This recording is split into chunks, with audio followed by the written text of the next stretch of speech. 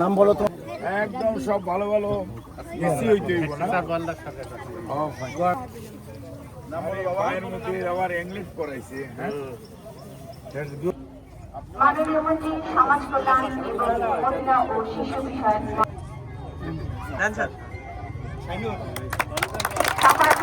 আজকের অনুষ্ঠানে শুভ উদ্বোধন করলেন।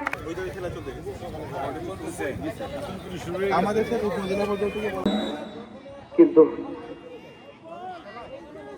ঠিক মতো খেলোয়াড়রা, সালমাদের মতো খেলোয়াড়রা কিন্তু এই আক্রমণ যাওয়ার চেষ্টা বিপদ হতে পারত, কিন্তু আক্রমণে যাওয়ার চেষ্টা গোহারার। দেখা যাক, জটলাই বল সাইড লাইন অতিক্রম করে মাঠের বাইরে।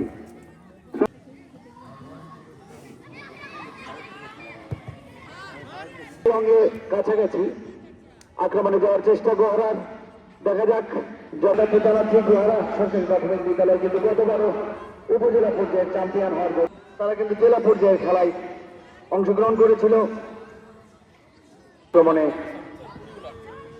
কোক্তারা কিন্তু বল নিয়ন্ত্রণ বিতরণ করবেন আমাদের আজকের প্রধান অতিথি মহোদয় জনাব এনামুল হক। এ পর্যায়ে বক্তব্য প্রদানের জন্য বিনীত অনুরোধ।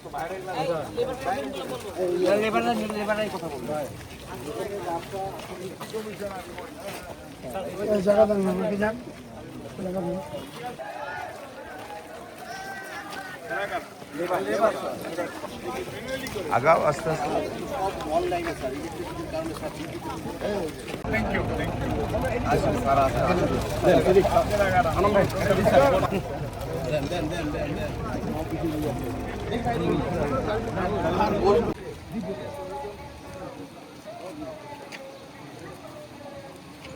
তাহলে আমাদের ব্যবসায়ীদের জন্য খুবই সুবিধা। আমরা দীর্ঘদিন ধরে ভিতরে হলে ব্যাংক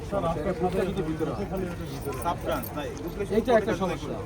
আর হ্যাঁ, লেবাররা যে মালটা আসলে পারে এই রৌদ্রের মধ্যে, আর এই যে কাদামাটিতে ইন্ডিয়ান গাড়িগুলো আসে আপনার 40 টন 50 টন 60।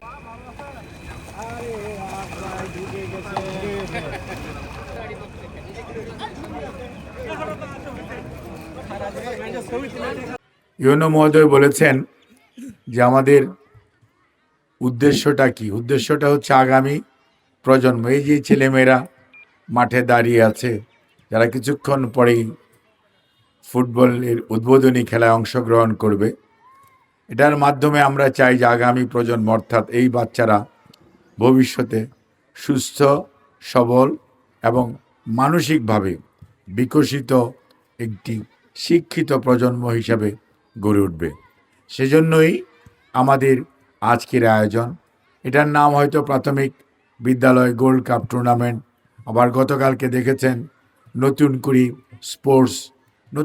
স্পোর্টস একসময় শহীদ জিয়াউর রহমান স্যার নতুন কুড়ি যে বাংলাদেশ টেলিভিশনে 79 থেকে চালু করেছিলেন, সেটা বর্তমান প্রধানমন্ত্রী জনাব তারেক রহমান নতুন কুড়ি স্পোর্টস নাম দিয়ে সারা বাংলাদেশে বয়সভিত্তিক ছোট ছোট ছেলে মেয়েদেরকে বিভিন্ন বিষয়ে দক্ষ এবং সত্যিকার অর্থেই অত্যন্ত স্কিল খেলোয়াড় হিসাবে তৈরি করার জন্য বিভিন্ন বিষয়, এখানে শুধু ফুটবল নয়, ফুটবলের পাশাপাশি আমাদের দেশীয় আরও যে সমস্ত খেলা আছে, সেই সাঁতার বলেন, হাডুডু বলেন, অথবা অন্য যে ধরনের খেলা আছে, বাস্কেটবল আছে, এখানে আপনার ক্রিকেট আছে, এখানে আপনার হকি আছে, এখানে আপনার ব্যাডমিন্টন আছে, এখানে টেবিল টেনিস আছে, অর্থাৎ সকল ধরনের খেলাতেই উৎসাহ দেওয়া এবং সহায়তা খেলাকে যাতে আরও বেশি খেলার মধ্যে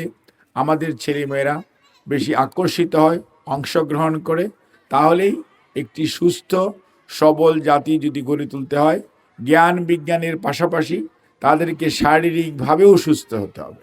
এবং শারীরিকভাবে সুস্থ মানুষ মানসিকভাবে উৎকর্ষিত একটি মানুষ কোনো অবস্থাতেই মাদকাসক্ত হতে পারে না।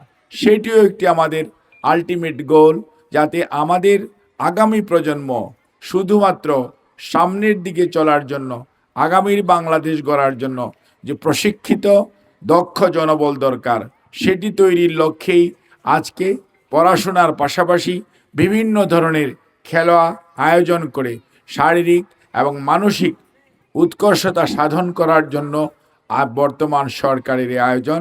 এখানে যারা আয়োজন করেছেন, যারা অংশগ্রহণ করছেন, সবাইকে আমি আমার নিজের পক্ষ থেকে, আমাদের সরকারের পক্ষ থেকে এবং আজকে আয়োজকদের পক্ষ থেকেও এবং আমরা ধন্যবাদ জানাই, কৃতজ্ঞতা জানাই।